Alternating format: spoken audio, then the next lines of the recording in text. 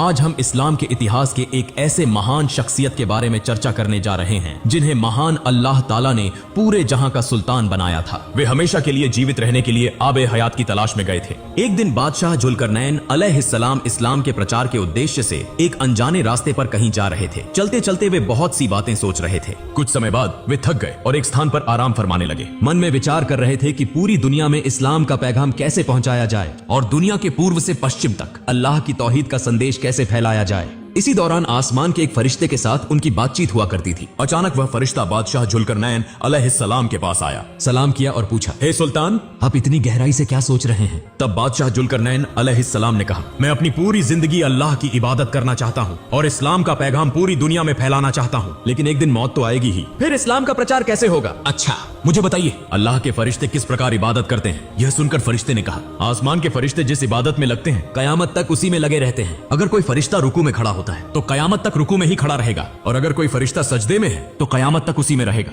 यह सुनकर बादशाह जुल्करनैन अलैहिस्सलाम बोले, अगर अल्लाह रब्बुल आलमीन मुझे कयामत तक की जिंदगी देते तो मैं भी कयामत तक उनकी इबादत में मग्न रहता, लेकिन क्या यह संभव है? तब फरिश्ते ने कहा, मैंने आसमान में सुना था कि धरती के आखिरी छोर पर कोहे काफ पर्वत के तल में एक अंधेरी गुफा के अंदर आब ए हयात नामक एक कुआं है। अगर कोई इस कुआं के पानी पीता है तो वह हमेशा के लिए जीवित रहता है। यह सुनकर बादशाह जुल्करनैन अलैहिस्सलाम आश्चर्यचकित हो गए। इसके बाद फरिश्ता सलाम कर वहां से विदा हो गया। बादशाह जुल्करनैन अलैहिस्सलाम सोचते हुए अपने दरबार की ओर लौटने लगे। अल्लाह रब्बुल आलमीन ने बादशाह जुल्करनैन अलैहिस्सलाम को पूरी दुनिया का सुल्तान बनाया था। उन्होंने धरती के मशरिक से मगरिब तक की यात्रा की थी। अगले दिन बादशाह जुल्करनैन अलैहिस्सलाम ने दरबार में एक आवश्यक बैठक बुलाई। उनके प्रमुख सलाहकार थे हजरत खिज्र अलैहिस्सलाम, अल्लाह के वली लोकमान हकीम और अन्य ज्ञानी व बुजुर्ग औलिया। बादशाह जुल्करनैन अलैहिस्सलाम ने उनसे पूछा, आबे हयात के पानी के बारे में क्या आप में से कोई कुछ जानता है? तो कृपया बताएं। उपस्थित उलेमा में से एक ने कहा, हुजूर, मैंने हजरत आदम अलैहिस्सलाम के एक नसीहतनामे में पढ़ा कि अल्लाह ताला ने इस धरती पर आब ए हयात नामक एक पाक पानी भेजा है। जो कोई इसे एक बार पी ले वह कयामत तक नहीं मरेगा, लेकिन आब ए हयात के अंधकार की गहराई बहुत अधिक है। वहां जाने के लिए कीमती याकूत और मोती लेकर जाना होगा, नहीं तो रास्ता भटकने की संभावना है। एक अन्य व्यक्ति ने कहा, मैंने भी सुना है कि आब ए हयात का पानी दूध से भी सफेद और शहद से भी मीठा है। इसे पीने से कयामत तक जिंदा रहा जा सकता है। यह धरती के आखिरी छोर पर कोहे काफ पर्वत के तल में स्थित है। तब बादशाह जुल्करनैन अलैहिस्सलाम ने कहा, मेरी हुकूमत की जिम्मेदारी और अधिकार आप सभी को सौंपकर मैं आब ए हयात की खोज में जाना चाहता हूँ। इसके बाद उन्होंने रियासत के संचालन की जिम्मेदारी एक अमीन को सौंप दी और 12 वर्षों के लिए आब ए हयात की तलाश में निकलने की तैयारी की। हजरत खिज्र अलैहिस्सलाम को काफिले का प्रमुख नियुक्त किया गया। अंधकारमय स्थान पर रोशनी की आवश्यकता थी, इसलिए बादशाह जुल्करनैन ने खजाने से 2 चमकते हुए याकूत लिए। एक याकूत उन्होंने खिज्र अलैहिस्सलाम को दिया और दूसरा अपने पास रखा। इसके बाद खिज्र अलैहिस्सलाम अपनी सेना और आवश्यक खाद्य सामग्री के साथ आब ए हयात की तलाश में निकल पड़े। बादशाह जुल्करनैन ने पहले धरती के मशरिकी छोर की ओर यात्रा की। यात्रा के दौरान उन्होंने कई अद्भुत और नई मखलूकात को देखा। तब जुल्करनैन ने रुककर अपनी सेना से पूछा, क्या आप बता सकते हैं कि यह किस प्रकार का मखलूक है? सेना ने उत्तर दिया,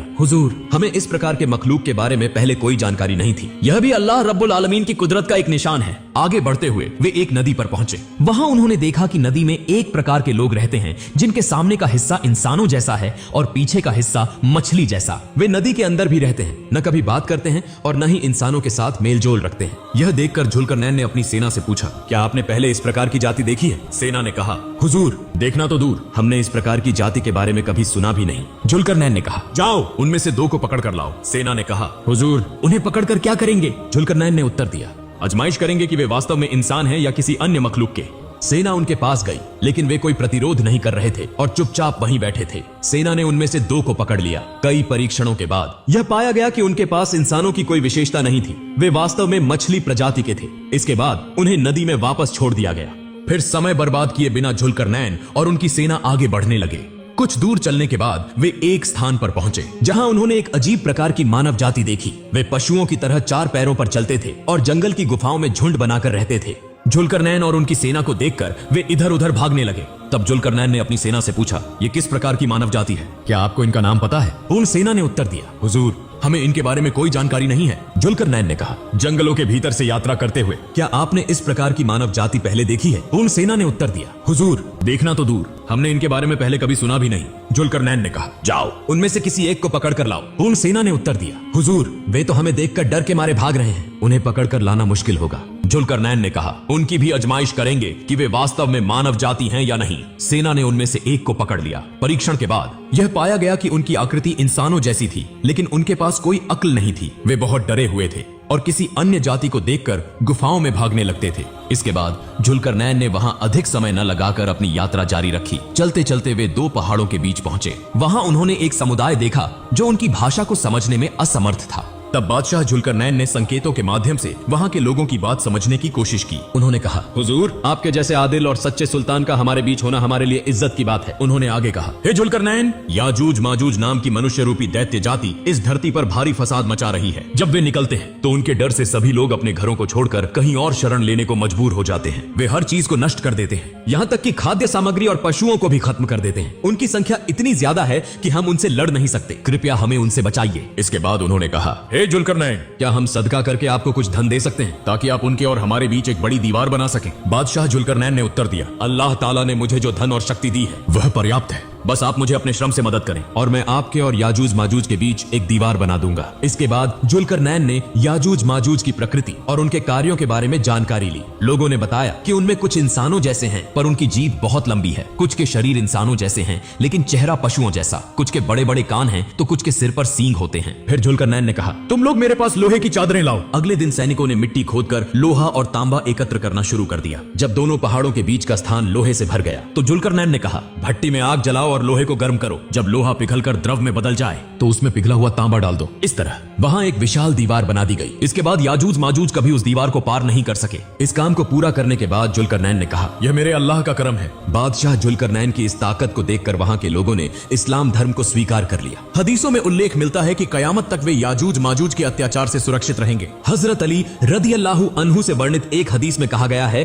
कि याजूज और माजूज इस दीवार को प्रतिदिन अपनी जीभ से चाट चाट कर कमजोर करने की कोशिश करते हैं। दिन ढलने के करीब वे सोचते हैं कि अगली सुबह इसे खत्म कर देंगे, लेकिन जब वे सुबह फिर से दीवार के पास पहुंचते हैं तो वह दोबारा पहले जैसी मजबूत हो जाती है। इसके बाद जुल्करनैन और उनकी सेना उत्तर की ओर बढ़े। वहां उन्होंने देखा कि एक विशाल दीवार से घिरा हुआ क्षेत्र था। उस दीवार के दूसरी तरफ क्या था, यह जानने के लिए जुल्करनैन ने अपने सैनिकों के साथ चारों ओर का मुआयना किया, लेकिन उन्हें कहीं भी कोई दरवाजा नहीं मिला। आखिरकार उन्होंने अपनी सेना के एक सैनिक को दीवार के ऊपर चढ़ाकर भेजा ताकि वह अंदर का हाल देख सके और वापस आकर जानकारी दे, लेकिन काफी समय बीत जाने के बाद भी वह सैनिक वापस नहीं आया। फिर जुल्करनैन ने एक और सैनिक को दीवार के ऊपर भेजा, लेकिन वह सैनिक भी कुछ देर बाद दीवार के ऊपर से गायब हो गया और कभी वापस नहीं आया। तब जुल्करनैन ने सोचा कि वहां कोई रहस्यमय या अलौकिक प्रजाति मौजूद है। उन्होंने और किसी को न भेजने का फैसला किया और आगे बढ़ने का विचार छोड़ दिया। इसके बाद जुल्करनैन ने समय बर्बाद किए बिना पूर्व की ओर अपनी यात्रा जारी रखी। कुछ दूर चलने के बाद वे एक सुंदर शहर पहुंचे। वहां के लोग शिक्षित और विज्ञान के क्षेत्र में बहुत उन्नत थे, लेकिन उनकी भाषा समझना बहुत कठिन था। बादशाह जुल्करनैन को देखकर उन्होंने सलाम किया और कहा, हे जुल्करनैन, आपके यहाँ आने से हम बहुत प्रसन्न हैं। तब जुल्करनैन ने उन्हें कलमे की दावत दी और कहा, अल्लाह एक है, उसके सिवा कोई पूजनीय नहीं। यह बात उन्होंने तुरंत स्वीकार कर ली। वे एक बुद्धिमान कौम थे, इसलिए उन्होंने बिना समय गंवाए इस्लाम धर्म अपना लिया। उन्होंने जुल्करनैन को बहुत सम्मान और आदर दिया। जुल्करनैन ने वहाँ काफी समय बिताया और उनकी भाषा भी सीख ली। उस शहर का कोई भी व्यक्ति उनकी बातों का विरोध नहीं करता था। जुल्करनैन ने इस्लाम की दावत इतनी आसानी से किसी और कौम को नहीं दी थी। जब वहाँ का हर व्यक्ति ईमान ले आया तो उन्होंने वहाँ से पूर्व की ओर यात्रा शुरू की। कुछ समय बाद जुल्करनैन एक समुद्र के किनारे पहुंचे। उन्होंने देखा कि आगे बढ़ने का कोई साधन नहीं था। तभी उनके सैनिकों ने कहा, हुजूर, समुद्र के उस किनारे पर एक सुंदर शहर दिखाई दे रहा है। जुल्करनैन ने वहाँ जाने की इच्छा जताई, लेकिन सैनिकों ने कहा, हुजूर, वहाँ जाने के लिए समुद्र पार करना पड़ेगा और यहाँ न तो कोई नाव है और न ही कोई अन्य साधन। जुल्करनैन ने ध्यान दिया कि उनके डर से वहाँ के लोगों ने सब कुछ छिपा रखा है। तब उन्होंने अपने सैनिकों से कहा, जंगल से कुछ पेड़ काट कर लाओ और उनकी लकड़ियों से बेड़ा बनाओ, उसी से हम समुद्र पार करेंगे। सैनिक जंगल में गए और वहाँ ऐसे पेड़ पाए जिनकी लकड़ी पानी में डूबती नहीं थी। उन्होंने जल्दी से कई बेड़े बनाए और एक एक करके उन पर सवार होकर समुद्र पार किया। जब वे उस शहर में पहुंचे तो उन्होंने देखा कि वहाँ के लोग बहुत कमजोर और काले रंग के थे। जुल्करनैन ने उनसे पूछा, आप लोग इतने कमजोर क्यों हैं? उन्होंने कहा, हमारे पास पर्याप्त संपत्ति है, लेकिन भोजन की भारी कमी है। हम राशन प्रणाली के माध्यम से भोजन पाते हैं। उन्होंने जुल्करनैन का सम्मान किया और उनकी बातों को ध्यान से सुना। वहाँ के कुछ लोगों ने बहुमूल्य पत्थर, हीरे और मोती उपहार के रूप में उन्हें भेंट किए। वहाँ के लोगों लोगों की सरलता और विनम्रता देखकर जुल्करनैन बहुत प्रसन्न हुए और उन्होंने उन्हें इस्लाम की दावत दी। धीरे धीरे पूरे शहर ने इस्लाम धर्म अपना लिया। इसी तरह जुल्करनैन अपनी यात्रा जारी रखते हुए आखिरकार दुनिया के एकदम पूर्वी भाग में पहुंचे। आगे बढ़ते हुए वे कॉकस पर्वत क्षेत्र में पहुंचे, जहां उनकी सेना रास्ता भटक गई। सभी सैनिक एक दूसरे से अलग हो गए और 1 साल तक अलग अलग घूमते रहे। बीच बीच में वे मिलते, लेकिन फिर रास्ता भटक जाते। इसी दौरान हजरत खिज्र अलैहिस्सलाम ने एक अंधकारमय जगह देखी और धीरे धीरे उसकी ओर बढ़े। जैसे जैसे वे आगे बढ़ते गए, अंधकार और गहरा होता गया। उन्होंने अपने पास रखा एक उज्जवल मणि निकाला और उसकी रोशनी में आगे बढ़ने लगे। वे एक सांस रोक देने वाले स्थान पर पहुंचे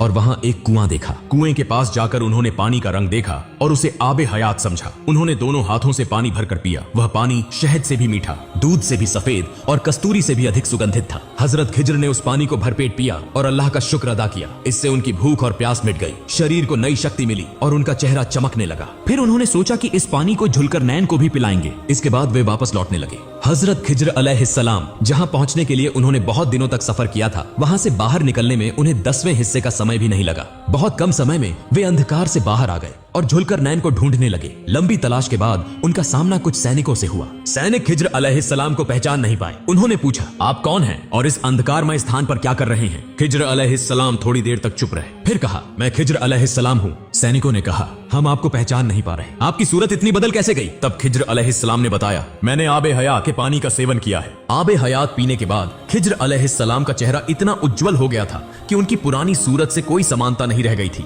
इसलिए उन्हें अपनी पहचान बतानी पड़ी। उन्होंने सैनिकों से पूछा, जुल्करनैन कहाँ हैं? सैनिकों ने कहा, वे 1 साल पहले हमसे अलग हो गए थे और कहाँ गए इसका हमें कुछ पता नहीं। दूसरी ओर जुल्करनैन अलग थलग पड़े, बहुत दिनों तक रास्ते भटकते रहे और आखिरकार एक अंधेरी गुफा में प्रवेश किया।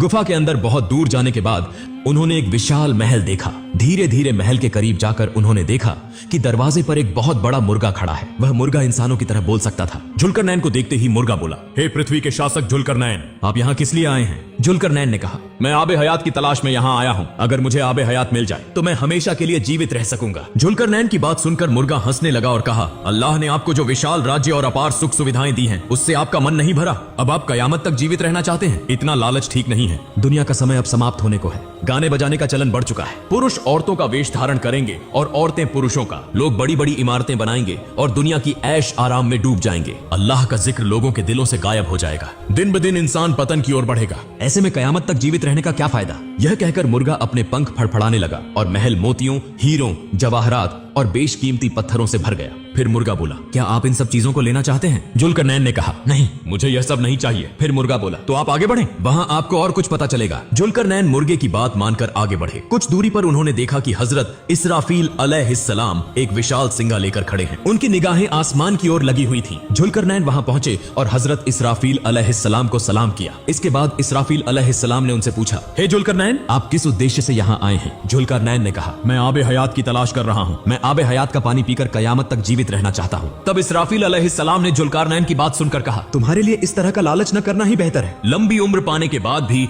कोई अल्लाह रब्बुल आलमीन का करीब नहीं हो सका। इसलिए सीधे अपने घर लौट जाओ और अल्लाह ने जो जिंदगी तुम्हें दी है उसका शुक्र अदा करो। याद रखना, इस समय को बेकार मत गंवाओ। यह कहकर इसराफील अलैहिस्सलाम ने जुल्करनैन को एक पत्थर दिया और कहा, इस पत्थर से मेरी बातों को परख लेना। इसके बाद जुल्करनैन पत्थर लेकर अंधेरे से निकलकर उजाले की ओर चल पड़े। रास्ते में जमीन की चमकदार रंगत ने उनका ध्यान खींचा। उन्होंने अपने साथी हकीम लुकमान से पूछा, यह इस तरह चमक क्यों रही है? हकीम लुकमान ने कहा, यह मिट्टी नहीं है, यहाँ मोती, जवाहरात, याकूत और फिरोजा जैसे बेशकीमती रत्नों का ढेर है। अगर आपकी जरूरत हो तो आप इसे ले सकते हैं। तब जुल्करनैन ने वहां से कुछ पत्थर उठाए और आगे बढ़े। लंबे सफर के बाद जब वे उजाले के देश पहुंचे तो उन्होंने देखा कि रास्ते में जो पत्थर उन्होंने उठाए थे वे वास्तव में बेशकीमती रत्न थे। इसराफील अलैहिस्सलाम द्वारा दिया गया पत्थर एक सफेद पत्थर था जो बिल्ली के सिर के आकार का था। जुल्करनैन ने हकीम लुकमान से पूछा, मुझे यह पत्थर क्यों दिया गया? हकीम लुकमान ने कहा, इस पत्थर का उद्देश्य तुम्हें यह सिखाना है कि दुनिया की हर चीज का लोभ त्याग दो। अगर तुम इस पत्थर को तराजू में तौलोगे तो दुनिया की किसी भी चीज का वजन नहीं पाओगे। केवल मिट्टी को तराजू में रखोगे तो उसका सही वजन मिलेगा। इसका मतलब है कि दुनिया की सारी चीजें असली में बेकार हैं। केवल मिट्टी ही असली है। मनुष्य का शरीर मिट्टी से बना है और एक दिन मिट्टी में ही मिल जाएगा।